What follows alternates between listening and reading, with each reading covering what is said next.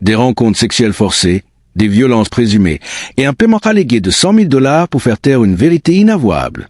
Ce ne sont là que quelques-uns des faits saillants du témoignage accablant d'aujourd'hui dans le procès fédéral de Sean Diddy Combs. Les jurés ont été confrontés à des preuves numériques glaçantes, reçus d'hôtels, registres de vol et des messages textes dérangeants. Autant d'éléments qui tentent de dessiner un tableau perturbant d'abus systématiques et de dissimulations orchestrées. Mais la défense ne recule devant rien, arguant que la victime principale, Cassie Ventura, était une participante consentante, remettant en question la notion même de trafic sexuel. Chaque message décrypté, chaque reçu analysé, nous rapproche d'une vérité incertaine. Ce que vous êtes sur le point de découvrir va bien au-delà des gros titres. Plongez avec nous dans les rouages complexes d'un procès qui pourrait changer à jamais la face du hip-hop et de la justice. Pour comprendre la gravité des témoignages d'aujourd'hui, il est essentiel de revenir sur la nature même de cette affaire. Le procès de Sean Diddy Combs n'est pas un simple litige. C'est une poursuite fédérale de grande envergure où le magnate est accusé de crimes extrêmement graves, notamment de complot en vue de racket, de trafic sexuel par la force, la fraude ou la contrainte, et de transport pour s'engager dans la prostitution. Ces accusations ne portent pas seulement sur des incidents isolés, mais sur un schéma de comportement présumé, un modèle d'abus qui s'étend sur des années. La principale plaignante, dont les témoignages sont au cœur de cette journée d'audience, est Cassie Ventura. Ancienne petite amie de Diddy pendant plus d'une décennie, sa plainte civile de novembre 2023 a été le catalyseur de cette tempête judiciaire. Bien que sa plainte civile ait été réglée très rapidement, ces allégations ont ouvert la voie à d'autres poursuites, finalement, à cette enquête criminelle fédérale. Cassie décrit une relation marquée par des abus psychologiques, physiques et sexuels, la forçant à des actes qu'elle n'aurait pas consentis, impliquant d'autres personnes et des enregistrements vidéo. Au cœur des preuves présentées se trouvent des quantités massives de matériel numérique, vidéos explicites, messages textes, enregistrements audio, relevés bancaires, registres d'hôtels et de vols. Des montagnes de données qui, selon l'accusation, brossent un tableau accablant d'abus et de dissimulation. Pour aider le jury à digérer cette masse d'informations, le gouvernement a fait appel à des témoins résumés, comme l'agent spécial d'Elissa Panlan. Leur rôle est de condenser ces preuves complexes en graphiques et tableaux clairs, de connecter les points et de rendre intelligibles les éléments qui, autrement, seraient perdus dans le volume. Mais la défense, menée par des avocats aguerris comme Tenny Garago, ne baisse pas les bras. Leur stratégie est claire, attaquer la crédibilité de Cassie Ventura, la présentant non pas comme une victime, mais comme une participante consentante à des rencontres et non comme une personne forcée à du trafic sexuel. Ils mettent en lumière des messages manquants et d'autres incohérences pour semer le doute dans l'esprit des jurés. Avant même d'entrer dans le vif du sujet des témoignages, la journée a commencé par une série de questions préliminaires qui ont mis en lumière les tensions sous-jacentes et la gravité de l'affaire. Des problèmes liés aux jurés et des soupçons de fuite médiatique ont créé une atmosphère électrique. L'enjeu est colossal, la liberté de l'un des hommes les plus influents de l'industrie musicale et l'intégrité même du processus judiciaire. La journée a commencé sous un signe d'agacement pour le juge. La cour a débuté plus tôt que d'habitude, une ambiance inhabituelle régnait. Le juge, d'ordinaire mesuré, semblait ennuyé, voire furieux, en apprenant l'existence d'un article récent concernant un problème avec un juré. Pour contextualiser, vendredi, le tribunal avait été scellé pendant 20 minutes, le public, la presse, les dessinateurs judiciaires, tous avaient été exclus, tandis que Diddy et les avocats restaient à l'intérieur. Le contenu de cette discussion était resté secret. Or, cet article divulguait qu'un juré avait reçu un message texte lui demandant s'il était le juré numéro 6, celui-là même qui a été finalement écarté cette semaine. Le juge a clairement indiqué que quelqu'un avait vendu la mèche, violant un ordre de scellement du tribunal. Il a confronté les avocats principaux de l'accusation, Marine Comet, et de la défense, Marc Agnolo, exigeant de savoir qui était la source de cette fuite. Les deux parties ont nié fermement toute implication de leurs camps respectifs. Le juge a averti que la mesure la plus extrême qu'il pourrait prendre serait des accusations d'outrage criminel. Le mystère de cette fuite et de l'identité de sa source reste entier, ajoutant une couche de tension palpable à ce procès déjà chargé. Cette affaire de fuite soulève de sérieuses questions sur l'intégrité des procédures et la capacité à maintenir la confidentialité dans un procès de cette envergure. Quant au jury lui-même, l'ambiance a-t-elle changé après le renvoi du juré numéro 6 et son remplacement par un suppléant ? D'après nos observations sur place, le changement d'attitude de la part des jurés ne semble pas significatif. Ils ont suivi l'affaire depuis le début, y compris les suppléants, et ont vu les mêmes preuves, écouté les mêmes témoignages. Cependant, un détail a attiré l'attention. Lors de la projection des vidéos freak-off et des vidéos à caractère sexuel explicite, le jury suppléant, nouvellement intégré au groupe principal, a semblé légèrement mal à l'aise, retirant rapidement ses écouteurs. Une réaction compréhensible, surtout pour des images aussi crues, et ce, dès le matin. Le témoignage clé de la journée est celui de l'agente spéciale Delissa Penland, du bureau du procureur des États-Unis pour le district sud de New York. En tant que témoin résumé, son rôle est crucial. Elle transforme des montagnes de données numériques, vidéos, messages, relevés financiers en graphiques et tableaux clairs pour le jury. C'est elle qui connecte les points et donne une vue d'ensemble des schémas présumés de trafic sexuel et de raquettes. L'agent Penland a présenté des dossiers accablants concernant une escorte nommée Jules, impliquée dans un incident à l'hôtel Intercontinental en mars 2016, et utilisé fréquemment par Cassie et Didi pour des freak-off. Le gouvernement a mis en place un travail de puzzle méticuleux. Historique des vols. Un tableau de vol récapitulatif a été montré, détaillant les vols de Jules Théodore de LAX à JFK le 26 août 2009 et retour le 28 août 2009. Réservation d'hôtel. La réservation pour un hôtel à Londres, situé à New York City, ce qui est une information importante pour la géolocalisation. Sous les noms de Cassie, Sean Combs et Jules Théodore pour la même période, 26 à 29 août 2009. Relevé American Express. Des relevés de carte American Express au nom de Sean Combs ont montré des charges pour l'hôtel de Londres, des vols Virgin America, $419,61, une agence de voyage, $50, un service de limousine, $227,70, et American Airlines, $419,60, pour un montant total de $218 pour le seul mois d'août 2009. Une somme colossale pour un seul mois. Message texte correspondant. Pour lier ces transactions, des messages entre Cassie et Jules ont été montrés. Cassie demandant à Jules de l'appeler, envoyant les informations de vol, et Jules la remerciant et lui souhaitant un joyeux anniversaire, ce qui ajoute une dimension personnelle et confirme l'interaction. Ces preuves sont essentielles pour l'accusation car elles visent à prouver le transport pour s'engager dans la prostitution et le trafic sexuel. Le transport de personnes, les reçus de paiement, les relevés de cartes de crédit, les dossiers de voyage. Ces données granulaires, spécifiques et axées sur les données sont cruciales pour établir l'élément commercial des accusations de trafic sexuel. Ce sont les preuves qui viennent corroborer les témoignages des plaignantes. L'incident avec un homme nommé Dave. Un autre ensemble de preuves similaires a été présenté pour un séjour à l'hôtel Four Seasons de Los Angeles du 15 au 17 septembre 2014. La réservation était au nom d'Eli Maroon, un assistant de Didi. Les noms associés à la réservation étaient Sean Combs et Clayton Howard alias Dave. Les registres de vol montraient Clayton Howard voyageant de JFK à LAX et retour pour ces mêmes dates. Les relevés American Express de Sean Combs montraient des charges pour l'hôtel Four Seasons, $495 la nuit, ETL. Agence de voyage Journey Corp, 50, qui a été utilisé pour de nombreuses autres réservations. Les paiements provenaient de 5 comptes bancaires liés à Combs Enterprises, Bad Boy Entertainment, Bad Boy Productions et le département financier. Les notes de réservation de l'hôtel mentionnaient qu'Eli Maroon avait demandé l'ajout d'une chambre à sa réservation. La personne de contact sur cette réservation était Christina Corom, ce qui l'attache à nouveau à des événements clés, même si elle n'a pas été appelée comme témoin. Une facture de voyage de Bad Boy Entertainment pour Clayton Howard alias Dave a également été présentée. Ces preuves, bien que techniquement non excitantes selon le reporter, sont des pièces maîtresses du puzzle. Elle relie Didi, son argent, ses assistants et les déplacements de ces individus, démontrant un schéma de facilitation et de financement qui est au cœur des accusations de racket et de trafic sexuel. Les dommages dans les chambres d'hôtel. Les freak-off et les fêtes de Didi étaient souvent associés à des dommages importants dans les chambres d'hôtel. Des factures d'hôtel ont été présentées au jury. Une facture pour Phil Pinet, un ancien assistant de Didi, montrait $500 de dommages au rideau, un élément déjà évoqué par des témoignages précédents. Une facture pour l'hôtel L'Aratage, où Didi séjournait en décembre 2015, sous le nom de son assistant Ryan Lopez, montrait 1700 de dommages pour le linge, finalement. 1. 2. 1. 1000. Les relevés American Express de Didi ont montré des paiements pour ces dommages, liant directement ses finances aux conséquences de ces freak-off.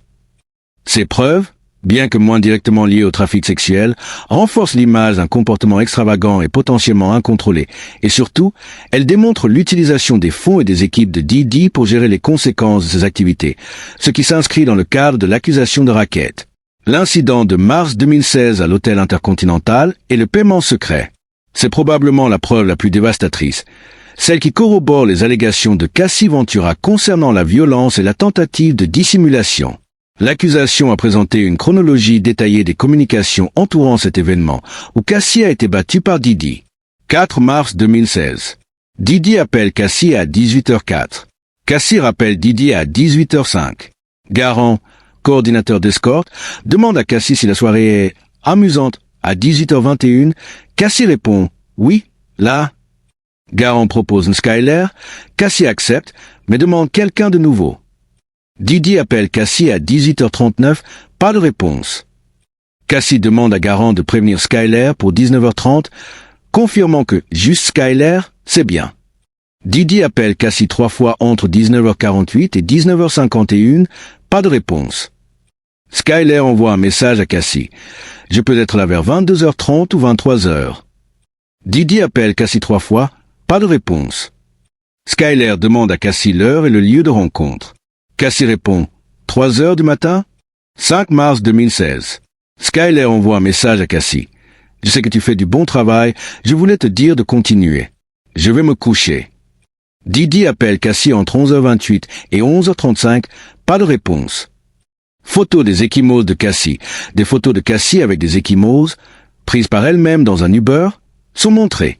Elle porte des lunettes de soleil, mais son œil au beurre noir est visible, confirmant que l'agression à l'hôtel Intercontinental a déjà eu lieu. Didi appelle Cassie plusieurs fois. Didi envoie un message « Appelle maintenant ».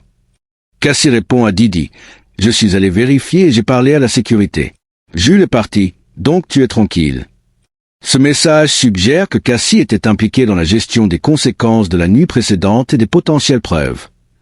Didi répond « Appelle-moi maintenant ». Après un certain temps, Didi écrit « Les flics sont là ». Didi appelle Cassie 3 fois. Cassie appelle Drock. Didi envoie un message à Cassie « Tu vas m'abandonner ?» Puis « Appelle-moi s'il te plaît ». Cassie envoie un message à Didi « J'ai une première lundi pour le plus grand projet que j'ai jamais fait. J'ai un œil au beurre noir et la lèvre enflée. Tu es malade de penser que ce que tu as fait est normal. S'il te plaît, reste loin de moi. » Ceci est un message qui est confirmant l'agression. Didi appelle Cassie plusieurs fois. Drock appelle Cassie. Christina Korom appelle Cassie. Tentative de contact multiple de l'entourage de Didi. Didi envoie un message à Cassie. Si tu ne décroches pas, tu n'entendras plus jamais ma voix. Puis, je vais me faire arrêter. Didi appelle Cassie 4 fois entre 13h05 et 23h26. Christina Korom envoie un message à Eli Maroun. Dans quelle chambre est-il? 13h09. Drock envoie un message à Christina Korom. Puis fait-il à la maison? Cassie appelle Drock plusieurs fois. Appel court. Drock envoie un message à Christina Korom. Je suis dans la voiture, je vais chez toi. Cassie envoie un message à Christina Korom. Peux-tu lui dire que les voisins sont sur le point d'appeler la police? Rappelant le témoignage de Cassie sur le tapage à son domicile après son retour. Drock envoie un message à Christina Korom. Dis-lui qu'il doit partir de là. Christina Korom envoie un message à Cassie. Désolé, urgent, rappelle-moi. Je l'ai eu, nous partons. Cassie envoie un message à Christina Korom. Merci, s'il te plaît, prends toutes les clés qu'il a. Christina Korom envoie un message à Cassie à 15h27. Par lui, il a promis qu'il ne reviendrait pas si tu lui parles juste 5 minutes. Et plus tard. Désolé, je ne veux pas être au milieu. Je veux juste m'assurer qu'il n'aille pas là-bas. Cette chronologie méticuleuse des communications, présentée sous forme de graphique, relie les points entre la violence, la tentative de dissimulation et l'implication des assistants de Didi. Elle corrobore directement le témoignage de Cassie et renforce l'idée d'un schéma de raquette où l'entourage de Didi facilite et couvre des actes illégaux. Le paiement de $100 000 à Eddie Garcia pour la vidéo de surveillance. C'est la pièce maîtresse pour l'accusation de subornation de témoins et de raquette. Christina Korom envoie un message à l'assistant de Combs. Je vais juste demander de couvrir les dommages. Combs veut parler à l'agent de sécurité espagnol. Elle suggère même, dit qu'ils ont passé une nuit amusante et ivre pour obtenir plus d'informations, ce qui s'inscrit dans la tentative de dissimulation. Réponse d'Eli Maroun à Christina Korom. Lol, pas question. Il ne joue pas gentiment. Ce qui suggère une résistance ou une difficulté à obtenir ce qu'ils veulent. Message de Christina Korom à Eli Maroun. As-tu le numéro de la sécurité? PD, Didi, demande. Puis, ok, quel est le nom de famille d'Eddie? 6 mars 2016. des photos de Carey Morgan et Drock au condo de Cassie, où Didi envoie un message à Drock. « Comment va-t-elle » Drock répond. « Elle va bien, elle déjeune. Son visage n'a pas l'air si mal. Elle va bien. Appelle-la. » Elle sourit et rit avec Yom. Tentative de minimiser la gravité de l'agression. 7 mars 2016. Les messages avec Eddie Garcia, l'agent de sécurité de l'hôtel. Cassie envoie un message à Didi. « J'aimerais pouvoir me cacher au lit jusqu'à ce que j'ai meilleure mine. » Nombreux appels entre Eddie Garcia et Didi entre 11h03 et 14h de le 7 mars. L'accusation présente le permis de conduire d'Eddie Garcia, ainsi que les messages textes qui l'accompagnent. Cassie envoie un message à sa meilleure amie, Carey Morgan. « J'aurais dû poursuivre en justice lol. » Carey Morgan répond « Totalement. » Des photos de Cassie et Didi à la première de son film le 7 mars 2016 à 18h31. De nombreux autres appels entre Eddie Garcia et Didi du 8 au 25 mars 2016. Ces preuves, combinées au témoignage d'Eddie Garcia, démontrent non seulement l'agression de Cassie, mais aussi la tentative active de Didi et de son entourage de faire disparaître les preuves vidéo de l'altercation par un paiement conséquent. Le fait que ce paiement soit de 6 chiffres renforce l'idée d'une opération de dissimulation majeure, un élément clé pour l'accusation de racket. La contre-interrogatoire de la défense. La défense, menée par Tenny Garago, a cherché à semer le doute sur la présentation de l'agent spécial Penlan. Ils ont concentré leur attaque sur les messages manquants. Garago a insisté sur le fait que de nombreux messages étaient manquants dans les tableaux récapitulatifs du gouvernement. Des messages qui auraient pu, selon la défense, être très utiles à leur cause. L'implication est que le gouvernement a sélectionné les preuves qu'il arrangeait, créant une image incomplète. Les rôles et devoirs. La défense a tenté de comparer les devoirs d'un agent spécial qui enquête et assigne à ceux d'un spécialiste parajuridique qui prépare les documents afin de minimiser le rôle d'enquêteur de Penlan et de suggérer qu'elle ne faisait que compiler des informations pour l'accusation. Penlan a réaffirmé que son rôle principal était de vérifier l'exactitude des graphiques et que les pièces à conviction utilisées étaient celles que l'équipe du procès souhaitait utiliser. Inclusion-exclusion. La défense a posé des questions directes. Pourquoi certaines dates n'ont-elles pas été incluses? Pourquoi certains messages n'ont-ils pas été inclus? Ils ont soulevé un exemple de décembre 2015, un séjour à l'hôtel Laratage, où Ryan Lopez, un assistant de Didi, avait réservé une chambre endommagée, où seul le nom de Sean Combs apparaissait, sans celui de Cassie. Message de Christina Korom. La défense a également soulevé des messages entre Christina Korom et Eli Maroun, où Korom disait « Ils sont tous les deux sortis », ce qui pourrait être interprété comme une preuve que Cassie était bien présente et impliquée dans ces événements de manière volontaire, contredisant l'accusation de contrainte. Cette contre-interrogatoire visait à percer des trous dans la chronologie présentée par l'accusation, en suggérant une présentation sélective et biaisée des preuves. La défense tente de ramener le débat sur la participation présumée volontaire de Cassie, en arguant que la montagne de preuves présentées par l'accusation ne prouve pas le trafic sexuel, mais plutôt des relations consenties, même si elles étaient désordonnées. Le jury doit maintenant peser ses arguments, les preuves accablantes du gouvernement contre les doutes semés par la défense. Alors que l'accusation se prépare à clore sa présentation des preuves, la question brûle sur toutes les lèvres. Cette montagne de preuves numériques et de témoignages sera-t-elle suffisante pour condamner le magnate de la musique? Les chefs d'accusation sont d'une gravité exceptionnelle. Racket, trafic sexuel par la force, la fraude ou la contrainte, et transport pour s'engager dans la prostitution. Pour le racket, l'accusation doit prouver au moins 2 actes sous-jacents, prédicat actes, parmi une liste d'infractions graves, comme le travail forcé, l'incendie criminel, les délits de drogue et, surtout, la subornation de témoins. Le paiement allégué de $100 000 à Eddie Garcia pour faire disparaître les preuves vidéo est, selon beaucoup, l'un des exemples les plus concrets et digestes que l'accusation ait pu présenter. Si le jury accepte que ces paiements étaient destinés à dissimuler des crimes, comme les agressions et le trafic sexuel présumé, cela renforce considérablement le dossier de racket. Les registres financiers, les messages textes des assistants impliqués dans la dissimulation, tout converge pour prouver que Sean Combs aurait utilisé son entourage et ses entreprises pour faciliter des crimes et ensuite les étouffer. Pour le trafic sexuel, l'accusation s'appuie sur les schémas de transport, les paiements et les témoignages des plaignantes. Les relevés de vol de Jules, les paiements American Express, les réservations d'hôtels pour Dave, tous ces éléments sont présentés comme des preuves tangibles que des personnes ont été transportées dans un but de prostitution ou d'exploitation sexuelle, souvent financées par l'empire de Didi. L'aspect commercial de ces transactions est crucial pour prouver les accusations de trafic. Le fait que ces preuves viennent corroborer les récits des plaignantes comme Cassie ajoute un poids considérable. Cependant, la défense a mené une contre-interrogatoire agressive. En se concentrant sur les messages manquants dans les tableaux de l'agent pendant, ils tentent de suggérer que l'image présentée par l'accusation est incomplète et partiale. Ils ont cherché à décrédibiliser la méthodologie de l'agente, insinuant que son rôle n'était pas d'enquêter de manière exhaustive, mais de construire un récit pour l'accusation. La défense insiste sur l'idée que Cassie Ventura était une participante volontaire, remettant en question la notion de force, fraude ou contrainte au cœur des accusations de trafic sexuel. Pour eux, les rencontres étaient consentantes, même si complexes et controversées. Les jurés se trouvent face à un dilemme profond. D'un côté, des preuves numériques méticuleusement présentées, des chronologies détaillées et des paiements qui semblent liés à des actes de dissimulation. De l'autre, une défense qui sème le doute sur l'exhaustivité des preuves et la nature du consentement. Leurs délibérations porteront sur des détails techniques comme la définition du racket et du trafic sexuel, selon la loi, mais aussi sur l'interprétation des intentions derrière les actions de Didi et de son entourage. L'enjeu est colossal. Si Sean Combs est reconnu coupable, les peines sont d'une sévérité extrême, pouvant potentiellement le conduire en prison pour la majeure partie du reste de sa vie.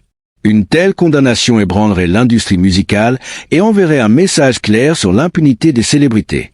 Si, au contraire, il est acquitté, cela soulèverait des questions sur la capacité du système judiciaire à juger les puissants, mais ne mettrait pas fin à ces batailles juridiques civiles. Le verdict, qu'il soit coupable ou non coupable, sera l'aboutissement d'un processus long, douloureux et minutieux, où chaque message, chaque reçu, chaque seconde de vidéo a été scrutée dans l'espoir de trouver la vérité. L'affaire Sean Diddy Combs, telle qu'elle se déroule dans les salles d'audience, est un rappel brutal que même les icônes les plus brillantes de notre culture peuvent être confrontées aux ombres les plus sombres de la justice. Ce procès est bien plus qu'une simple affaire de célébrité. C'est un cas d'étude sur le pouvoir, l'abus et la responsabilité, où les preuves numériques jouent un rôle central dans la quête de la vérité. Les témoignages d'aujourd'hui, avec leur florilège de reçus, de messages et de chronologies, illustrent la minutie avec laquelle les procureurs doivent reconstruire un tableau complet, pièce par pièce, pour prouver un schéma de comportement criminel. Ils mettent en lumière la capacité des systèmes judiciaires modernes à exploiter des données massives pour relier des faits apparemment disparates, transformant des transactions financières et des conversations textuelles en preuve d'une ampleur potentiellement dévastatrice. Mais la bataille acharnée de la défense nous rappelle également que le chemin vers la condamnation est semé d'embûches. Leur stratégie d'attaquer la crédibilité des témoins, de pointer du doigt les messages manquants et de contester la portée des preuves est une démonstration classique de la manière dont les défenses peuvent semer le doute raisonnable, même face à une apparente montagne de preuves. Cette affaire pose des questions fondamentales sur la nature du consentement dans les relations déséquilibrées par le pouvoir et l'argent. Elle explore la frontière floue entre la participation volontaire et la contrainte insidieuse, une nuance que le jury devra démêler avec la plus grande attention. Enfin, l'affaire Didi est un miroir tendu à l'industrie du divertissement elle-même, la forçant à se confronter à ses propres zones d'ombre, aux systèmes de protection qui ont pu permettre à certains comportements d'opérer dans l'impunité pendant des décennies. Qu'il s'agisse d'une condamnation ou d'un acquittement, l'héritage de Sean Combs est à jamais redéfini par ces accusations et ce procès historique. Le verdict final n'est pas seulement le jugement d'un homme, mais potentiellement un tournant pour la manière dont la justice aborde les affaires de pouvoir et d'abus dans le monde des célébrités. Le monde entier attend de voir quelle vérité émergera de ce dédale de preuves et d'allégations.